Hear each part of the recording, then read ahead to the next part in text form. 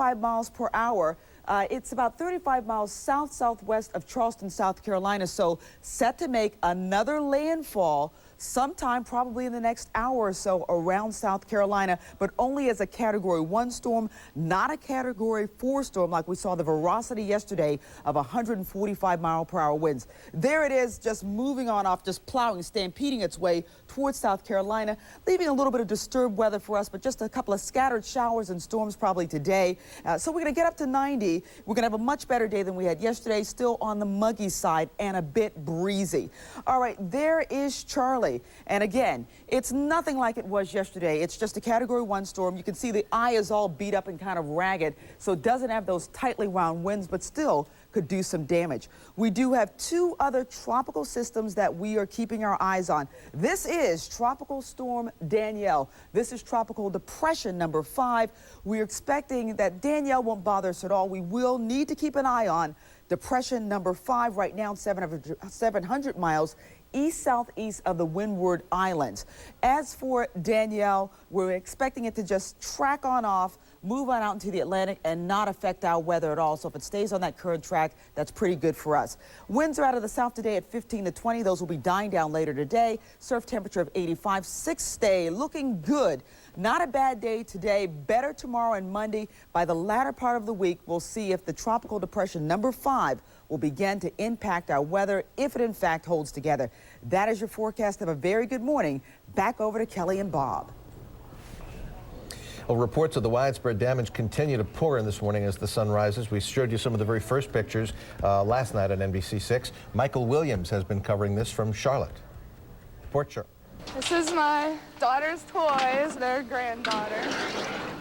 And this was their lanai. It's gone. How long had they lived here? About 2-3 years. This is everything for them. Everything. Their futon. Took the roof off.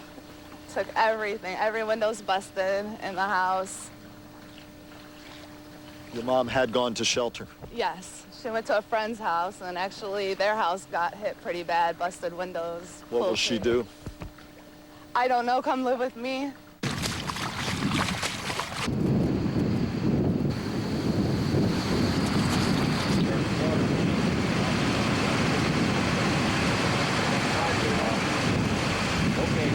I don't know what's left. No, have no idea. We're going to go find out, though.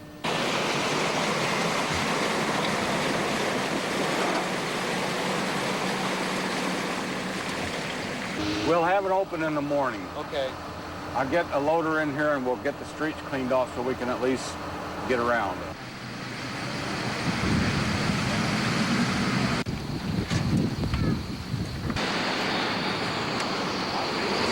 What happened here? The window blew out, I guess. The window blew out there.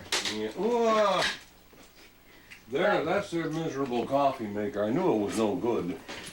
But look at here, I had made 2 pots of coffee, and they're still sitting there. And we needed this light so bad over in the school. We're lucky. We're alive, and the place I think can be fixed.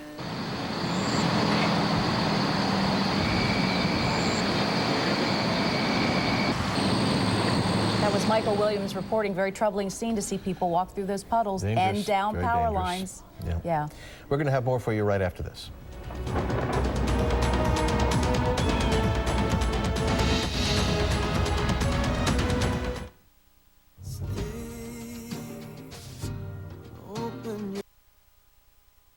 Of Charleston, South Carolina.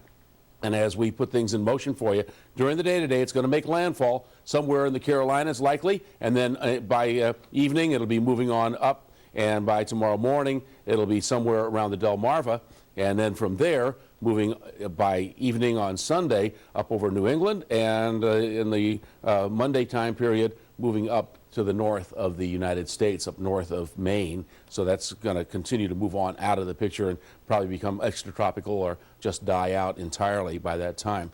All right, hurricane warnings continue from the North Carolina, Virginia border all the way down to near Savannah, Georgia. That puts the Charleston and up to Cape Hatteras in the gun sight there. And north of Cape Hatteras to Chesapeake Bay, Delaware Bay, all of that vicinity, the Potomac, all in a tropical storm warning, and then from there, a tropical storm watch from Virginia, Maryland, on up to New York and Long Island. So it's going to continue to move up the coast and really bring some copious amounts of rainfall. Why is it moving so fast? This dip in the jet stream really catching this thing. It's a trough at the surface as well, but all those winds ahead of that coming out of the southwest, moving this thing right up the coast, and it's likely just to continue because this is having a tough time getting across the Appalachians, and so it's going to spread that moisture right on up the east coast. Now, with Charley is past Florida for sure, but we've got something else to think about. First of all, Danielle, it'd probably be a baby storm with a name like that. Probably not going to do anything to anybody. It looks like it's probably going to move out into the Atlantic. That's because we have Danielle here. All right, Tropical Depression 5 right there. It's about 700 miles to the east of the Lesser Antilles. And in time, this could be a question mark for us. And we're going to say more about that in just a few minutes when Pamela Wright joins us. Back to you. Looking forward to that, Bob. That Thank was you so very much. sweet. Well, Bob is a sweet guy. Of course he is. Time now, 8:46, and we thank you for joining us for this special edition of CBS 4 News this morning. And as we continue our coverage for you this morning, we want to remind you that our Neighbors for Neighbors phone bank is up and running. Operators are looking for volunteers and also taking donations to help the victims of Hurricane Charley. So if you'd like to help, you can give them a call. The number is right there on your screen, 305-597-4404. We're coming right back.